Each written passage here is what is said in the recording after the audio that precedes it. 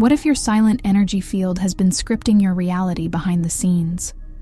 Not through wishful thinking, but through the subtle whispers of your subconscious imagination. Just pause with me for a moment. Can you feel it? That quiet ache, that subtle frustration, hidden deep within your chest. Maybe you've tried everything to break free. Yet here you are again. Same patterns, same hurts, same quiet disappointments. Like an old movie on repeat, you keep living the same scenes, attracting the same relationships, finding yourself stuck in loops you don't remember choosing. You wonder, why does life circle back, no matter how hard I push forward? Here's something gentle yet powerful to consider. Your mind is like a projector, and life itself is merely the screen. Neville Goddard reminded us of this truth, that what you deeply imagine, you silently project into the fabric of reality. It doesn't matter whether you intend it consciously or unconsciously. Your subconscious beliefs, those hidden emotional stories, they flow outward silently, invisibly shaping everything around you. Joe Dispenza gives us another piece of this puzzle. Through neuroplasticity, your brain physically rewires itself to match the frequency of your most repeated emotions and thoughts. And from that rewired brain emanates an electromagnetic field, your aura. This aura quietly, invisibly attracts or repels the very things you seek, as if you're broadcasting signals into the universe, calling forth experiences that match your hidden beliefs. Maybe you've tried to force change, gripping tightly to your desires, pushing harder, hoping the world will finally bend to your will. Yet the harder you grip, the further it seems to slip away. Because the secret isn't found in effort alone. It's hidden in your subtle frequency, in your quiet vibration, in the silent yet powerful field you radiate without ever saying a word. Most people chase external change, never noticing that the greatest force shaping their reality is silent. It's their aura, their energetic signature, something they've carried unknowingly their entire lives. Today, we're about to explore 7 hidden ways your aura silently molds your reality. We'll uncover how you've unknowingly blocked your own manifestations and learn how shifting this unseen field can profoundly transform what you experience externally. So, if you've ever felt that reality itself was resisting your efforts, or that your spiritual journey hasn't brought the transformations you crave, stay with me.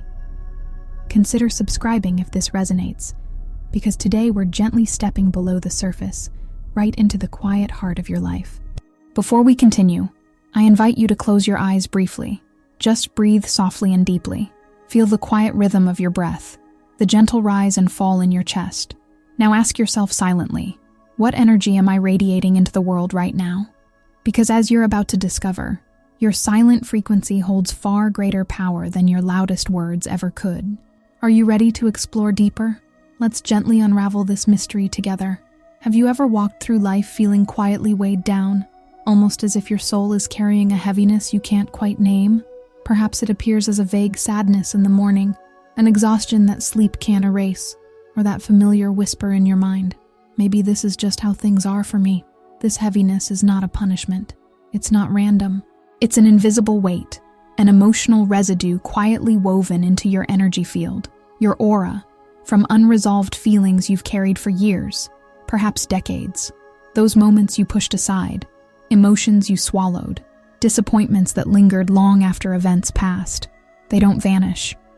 Instead, they settle softly, silently imprinting themselves upon your energetic field. Imagine your aura as a clear pool of water, reflecting sunlight beautifully. Now, picture how each unresolved emotion drops in like a tiny stone, rippling gently, quietly clouding its clarity. One stone at a time, the water slowly becomes murky, its reflection distorted, and what you radiate to the world becomes blurred. Science, too, speaks softly about this truth. Neuroscience, as explained by Dr. Joe Dispenza, shows us how repeated emotional patterns literally change the chemistry of our brains, creating loops of magnetic energy. Each thought, each emotion leaves a subtle imprint, pulling toward you experiences that match this hidden vibration. If you've ever wondered why certain disappointments keep repeating, why betrayal follows betrayal, or loss follows loss, perhaps now you sense the hidden truth. You've unknowingly carried this echo in your aura all along. Take a moment now and place your hand gently over your heart. Feel the subtle rhythm beneath your fingertips, the pulse of life quietly reminding you of the present moment. Breathe softly, noticing where in your body this invisible weight might reside. Perhaps it's a tightness in your chest, a gentle heaviness on your shoulders, or a whisper of tension behind your eyes. Don't judge it, just feel it. Let your awareness be gentle, compassionate, like sunlight softly touching your skin on a cool morning. When you wake tomorrow, invite yourself into a simple ritual. Scan your body gently for just 2 minutes, as if your attention were a soft beam of golden light, illuminating each area. Notice where heaviness rests without trying to change it. Simply acknowledge it. Breathe softly and whisper silently, "I see you, I feel you, and it's okay." Each gentle acknowledgement releases another stone from your pool, gradually clearing the water, quietly restoring the clarity of your aura. But here's something deeper to reflect upon. What if this weight is not merely a burden, but an invitation, a gentle nudge from your soul, calling your attention inward, softly asking you to heal and release what no longer serves your spirit? Hold this question softly in your heart as we journey onward, because the next truth we'll explore is intimately connected with the one we've just touched upon. How you see others may quietly reveal the hidden reflections within your own energy field. Are you ready to step gently into that reflection? Let's continue deeper. There's a strange silence we often ignore, the moment right after we judge someone. That inner voice, subtle and sharp. They're so selfish. She's always late. He never listens. It slips out so effortlessly, like a sigh we barely notice. But what if, in that quiet moment, the universe is holding up a mirror, not to punish us, not to shame us, but to show us something we've buried deep within our own energetic field? Neville Goddard spoke of life as a mirror, unforgiving in its precision, yet full of opportunity for awakening. He wasn't speaking poetically. He meant it quite literally. Reality reflects you back to yourself. Your aura, like a loop of light, picks up and projects what lingers in your subconscious. When you see chaos in another, when you fixate on someone's flaws, your energy is not just observing, it's resonating, it's mirroring. It's a sacred paradox. The more you resist in another, the more you feed that frequency in yourself. Like a song you claim to hate, but somehow keep humming under your breath. Science, in its quiet brilliance, affirms this too. Mirror neurons, those elegant, responsive cells in your brain, fire not just when you act, but when you observe others. You are constantly, silently resonating with the energy around you. What you focus on amplifies, not just in the world, but in your own body, your own vibration. Think about this. You criticize someone for being disorganized. Days later, your own plans unravel. You accuse someone of being emotionally unavailable, and then find yourself avoiding your own vulnerability. You judge, and the judgment circles back, not as punishment, but as a message. Look here. Something within still needs your presence. Let your breath soften for a moment. Inhale gently, as if pulling light into your chest. And now, call to mind someone who triggers you. Not their name, not their face, just the feeling. That subtle clench in your gut, the heat behind your eyes, the quick tightening in your jaw. Stay there, softly, and ask, not with blame, but with curiosity. What part of me is reflected here? What unhealed edge is this person illuminating? As you breathe, allow the judgment to loosen. Imagine it as smoke, lifting gently from the surface of a mirror, revealing not flaw, but clarity, not guilt, but understanding. Because when you stop trying to change the reflection, and instead tend to the light within, something extraordinary begins to shift. Your aura recalibrates, the loop dissolves, and the world, so quietly, begins to respond differently. So now, a question to carry forward. What if the people who disturb your peace are actually sacred instruments, helping you tune your own frequency? We'll carry this reflection deeper into our next truth. It's where desire and vibration quietly pull in opposite directions, and how that silent dissonance can shape everything you manifest. There's a certain kind of ache that lives between what we say we want and what we truly believe is possible. It's not loud, it doesn't scream, it hums, softly, persistently, just beneath the surface of our desires. You affirm abundance, whispering hopes into the morning light, but your stomach tightens at the sight of another bill. You visualize love, eyes closed and heart open, but part of you still feels unworthy, unseen, waiting to be chosen. This is the dissonance trap, a silent war between intention and vibration, between the mind that dreams and the heart that doubts. And your aura feels every note of that contradiction. Imagine trying to tune into a jazz station while your radio is set to static. No matter how beautiful the song you're trying to hear, the sound won't come through clearly unless you align the frequency. The same is true of your life. You can speak abundance, you can write goals, you can declare affirmations, but if your emotional field hums with fear, scarcity, or longing, the signal becomes fractured. The universe doesn't respond to words, it responds to vibration. Heart math studies show us something profound. Your heart and brain, when in coherence, create a measurable electromagnetic field. This field isn't metaphorical, it's real, and it extends several feet beyond your body. When your thoughts and feelings align, this field becomes harmonious, radiant, magnetic. When they clash, it weakens, distorts, and quietly repels the very things you seek. So what do you do when your mind wants one thing, but your energy vibrates something else? Begin with one breath, just one, not to fix, not to solve, but to feel. Right now, gently draw your awareness into your chest. Inhale slowly, and recall one single moment when you felt abundant, not in wealth, but in spirit. Perhaps it was a warm meal shared with someone you love, the comfort of soft sheets on a cold night, the way sunlight touched your skin after days of gray. Let that memory rise like a flame in your heart. Stay with it, even if just for a moment.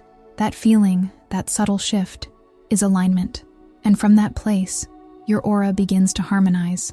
There is no need to force, no need to fight. Just as the body knows how to breathe, the spirit knows how to resonate, if we get quiet enough to let it. But now, consider this. What happens to that harmony when we abandon ourselves in small, silent ways? When we smile to please, say yes to avoid guilt, or silence our truth to stay safe? This takes us to the next veil we must gently lift, the places where our own self-betrayal quietly drains our manifesting power. Let's walk there, together. There's a fatigue that no amount of rest can heal, a quiet depletion that follows you from room to room. You might call it burnout, or think it's just stress. But often it's something more intimate, more invisible. It's the slow leak of your own life force through tiny moments of self-betrayal, not the dramatic ones, not the ones that scream, the ones that whisper, the silent yes when you meant no, the smile you gave to avoid conflict, the time you said, "I'm fine," when your chest felt like it might break open. These are not just moments of people-pleasing. They are fractures in your energy field, tiny rips in the fabric of your aura, where your true self was silenced. Every time you betray your own truth, your aura dims, just a little, and the universe, always responding to frequency, begins to mirror that fragmentation. Scattered efforts, mixed signals, delays, confusion, a life that feels heavy and incoherent, even when you're doing everything right. This is not punishment. It's not failure. It's a message, a sacred call to come home to yourself. You see, your aura thrives on integrity, not morality, but energetic coherence. When your inner truth and outer choices match, your field becomes whole. When they don't, your signal weakens, and manifestation begins to scatter like light through a cracked prism. And it's not always easy to notice. Sometimes self-betrayal wears the mask of politeness, compassion, even love. But deep down, your body knows. It tightens, it aches, it resists, it tells the truth, even when your words do not. Now place your awareness in your gut, that tender space just below your ribs. Breathe into it, softly, as if you're listening, not speaking. This place, this quiet center, is often the first to feel the pull of inauthenticity, the energetic recoil. The gentle no that rises before your lips say yes. What would it mean to honor that voice? Not loudly, not rebelliously, just honestly. Softly. Perhaps it begins with a pause, a single breath between question and answer, a moment of checking in before checking out. What if, before every commitment, you simply waited, felt the truth rise from within, and trusted it? What if that pause is where power returns? Hold that question close. Because next, we'll gently explore something that slips past even the most self-aware among us: how modern life hijacks our field, not with pain, but with pleasure. And how the very things we crave might be weakening the signal we're trying so hard to strengthen. Let's open that door gently. Not all sabotage wears a dark face. Some of it smiles, some of it soothes, some of it sits in your hand, glowing softly, offering you one more scroll, one more click, one more hit of invisible pleasure. This is the quiet trap of modern energy. Dopamine loops that pull you gently out of yourself, moment by moment, breath by breath. It doesn't feel destructive. It feels normal, harmless, even necessary. You wake up and check your phone. A message, a like, a headline. Something to wake your brain, something to anchor your day. But what if this simple act, this ritual of disconnection, has been slowly weakening your aura? Your attention is sacred. Where you place it, your energy flows. Where your energy flows, your frequency forms. But dopamine, the brain's reward chemical, loves novelty more than depth. It pulls you toward stimulation and away from stillness. And stillness is where alignment lives. When you begin your day by reaching outward, you train your field to seek validation, distraction, stimulation. Over time, this fragments your focus, fractures your coherence, and lowers the vibrational tone of your entire being. You begin to feel foggy, reactive, scattered, and without knowing why, manifestation feels harder, heavier, stuck. Science offers clarity here. Dopamine hijacks the brain's reward system, leading to quick bursts of pleasure, but draining the very energy reserves your aura needs to remain stable, magnetic, whole. Every swipe, every ping, every spike in stimulation creates micro tears in your energetic field. And over time, you begin to feel more like a signal receiver than a signal broadcaster. So how do you return to your own frequency? Begin in silence. Just a few moments each morning before reaching for the world. Sit. Breathe. Listen to the hum beneath your thoughts. Let your mind settle like snow in a glass globe. Visualize your aura as a soft golden light expanding from your chest. Let it radiate. Let it remember. This isn't deprivation. It's restoration. Not a fast, but a return. A quiet reclaiming of the field you've always carried, but momentarily forgotten. Because when your energy stops leaking into endless stimuli, it gathers. It strengthens. It begins to broadcast again. And when it does, life starts listening. Now, let's go even deeper. Because beyond distraction, beyond even self-betrayal, there's a more subtle trap. One most people never question. It's the instinct to force reality, to push it, shape it, control it. But what if every ounce of force is keeping you tied to an old script that no longer belongs to you? Let's unravel that softly. There is a deep exhaustion that comes not from doing too little, but from trying too hard, trying to fix, trying to heal, trying to manifest, trying to control. You can feel it in your jaw, your neck, your chest. This low-frequency tension that says, if I don't push, nothing will move. But what if the pushing itself is the reason nothing shifts? We've been taught to hustle our way into miracles, to command the universe with vision boards and deadlines, to wrestle fate with affirmations and control. But what we often forget is that the universe doesn't speak the language of force. It speaks the language of resonance. Greg Braden reminds us that outcomes emerge not through effort alone, but through energetic harmony. When you resonate with something, it comes toward you, not because you chased it, but because you became the frequency of its arrival. There's an ancient image that speaks to this truth, the Chinese finger trap. The harder you pull, the tighter it grips. Only when you relax your grip, when you surrender your tension, does the trap release. The same is true in your life. The tighter you cling, the more stuck you become. The more you fight, the more life mirrors back resistance. And this isn't about giving up. It's about softening, about remembering that your aura has its own intelligence, one that responds more powerfully to coherence than to pressure. When your energy field becomes resonant, clear, aligned, emotionally congruent, what you seek begins to seek you, without the strain, without the script, without the static. You've likely felt this without even realizing. The moment you stop chasing the person who won't commit, they finally reach out. The day you release the need for approval, respect begins to flow toward you. The second you stop begging life to deliver, life shows up, quietly, gracefully, like a breeze through an open window. Close your eyes for just a second. Feel the places in your body that are still pushing, your shoulders, your forehead, your breath. Notice the grip. And now imagine this. What if, just for today, you didn't need to pull? What if your job wasn't to force, but to tune? Let that question echo gently within you. Because now, we enter perhaps the most sacred space of all. A place where effort becomes ease, and presence becomes power. A place where trees become our teachers. Not in metaphor, but in frequency. Let's walk softly there. Together. There is a quiet truth written in the language of roots and leaves. You've walked past it 1,000 times, felt its shade on your skin, its stillness brushing against your thoughts. Trees do not strive. They do not perform. They do not chase sunlight. They simply become it. And in their becoming, they attract everything they need.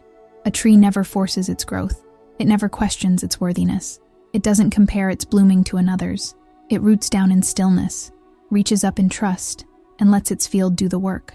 Beneath the soil, an unseen network of connection hums. Nutrients travel, messages are exchanged, support is offered, not through effort, but through resonance. This is the wisdom your aura remembers, the wisdom your body already carries. You, too, have an energy field designed to attract, not through trying, but through truth.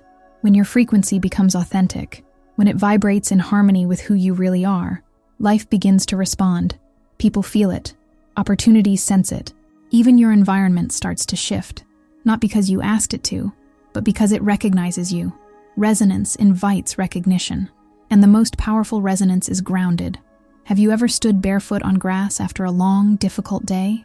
Felt how the earth receives your weight, without judgment, without condition? That moment isn't symbolic. It's electric. Literally.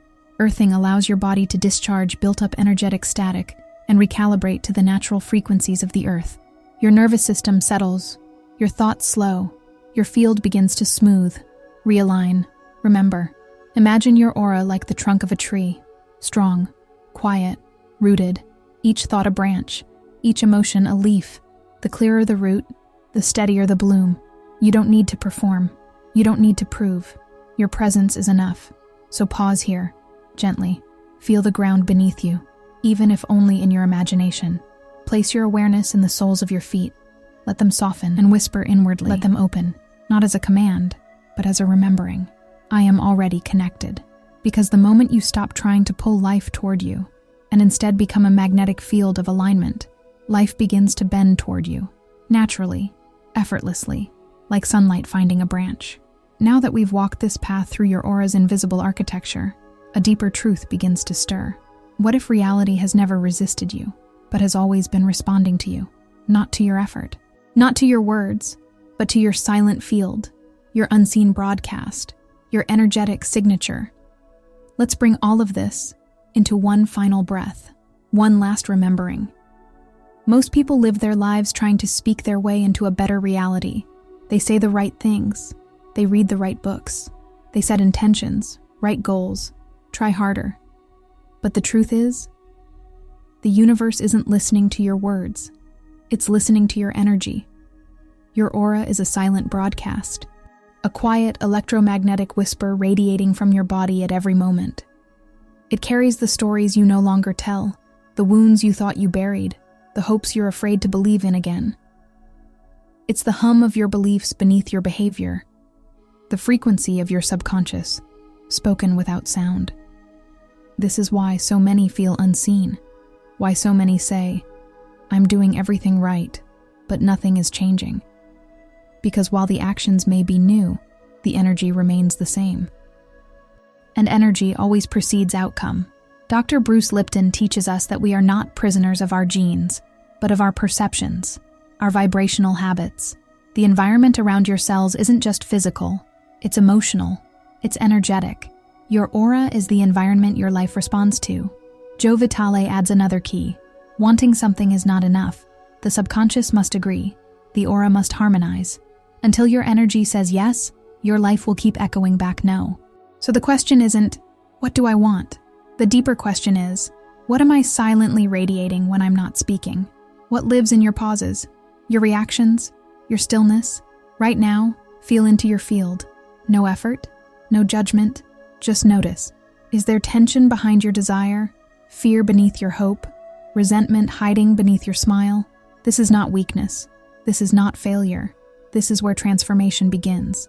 Because the moment you become aware of your silent broadcast, you are no longer bound by it. You become its author. So as we close this journey, let this truth settle like dust on a windowsill.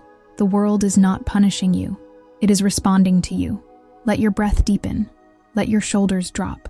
Feel your aura. Vast, tender, intelligent. Remember its power. Not a power of force, but of frequency. And if something within you stirred today, if something soft opened, or something sharp was finally seen, let that be enough. You don't need to be fixed. You need to be felt. If this resonated, you're invited to stay, to listen again, to carry this with you. Comment with the one area of your life you'll begin to observe more gently, more energetically. And if you feel called, subscribe, not just to this channel, but to your own deeper presence.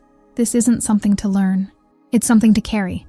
You didn't just listen, you remembered.